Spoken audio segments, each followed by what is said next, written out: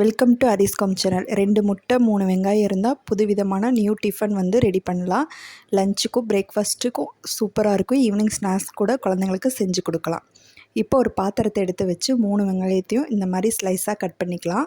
எந்த அளவுக்கு ஸ்லைஸாக கட் பண்ண முடியுமோ அந்த அளவுக்கு ஸ்லைஸாக இந்த மாதிரி கட் பண்ணிக்கோங்க. கட் பண்ணிவிட்டு ஒரு கடாயை எடுத்து வச்சுட்டு எண்ணெய் விட்டுட்டு அது கூட இந்த கட் பண்ணி வச்சுருக்க ஸ்லைஸை கொஞ்சம் சேர்த்துட்டு வெங்காயத்தை நல்லா வதக்கி விடுங்க. ரொம்ப வதங்க தேவையில்லை, ஓரளவுக்கு நார்மலாக வதங்கி வந்தாலே போதும். ஏன்னா அப்படியே கூட சேர்க்கலாம், நீங்கள் வதக்கி சேர்த்துனீங்கன்னா இன்னுமே டேஸ்ட்டு நல்லாயிருக்கும்.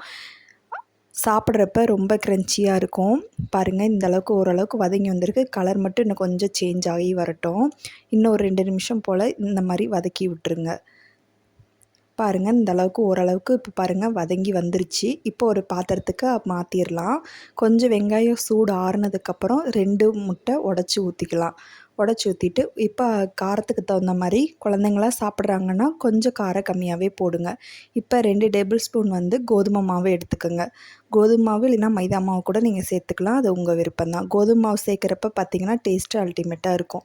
இது கூட பார்த்திங்கன்னா மிளகாய்த்தூள் 1/2 டேபிள் ஸ்பூன், உப்பு 1/4 டீஸ்பூன், மஞ்சத்தூள் 1/2 டீஸ்பூன் இதெல்லாம் சேர்த்துட்டு நம்ம இப்போ ஒரு கலந்து விட்டுறலாம். எந்த அளவுக்கு கலக்க முடியுமோ அந்த அளவுக்கு கலந்து விட்டுருங்க.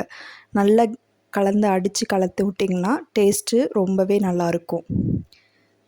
பாருங்கள், இந்த அளவுக்கு ரொம்ப கெட்டியாக இருக்குது. இப்போ நான் அப்படியே கலந்து விடுறேன். கொஞ்சம் கொஞ்சமாக கலந்து விட்டுட்டு நல்லா அடித்து இந்த மாதிரி நுர வர அளவுக்கு நல்லா கலந்து விட்டுருங்க.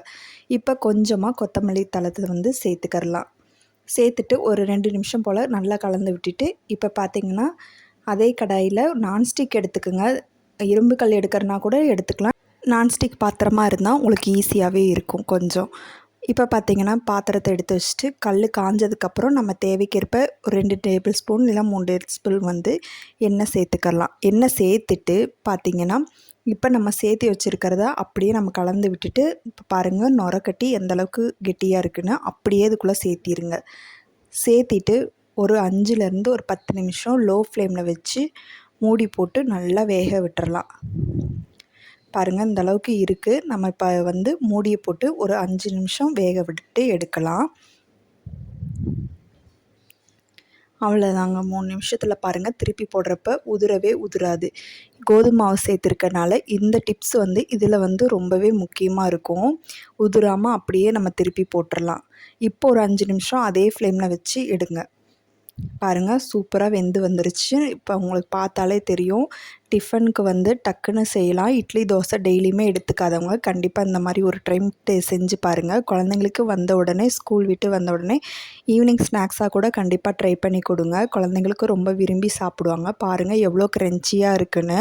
உங்களுக்கு இந்த வீடியோ பிடிக்கும் நம்பரை பிடிச்சிருந்தா நம்ம சேனல் லைக் பண்ணி ஷேர் பண்ணி சப்ஸ்கிரைப் பண்ணுங்கள். உங்கள் ஃப்ரெண்ட்ஸ் அண்ட் ஃபேமிலிக்கு இந்த வீடியோவை ஷேர் பண்ணுங்கள். தேங்க்யூ.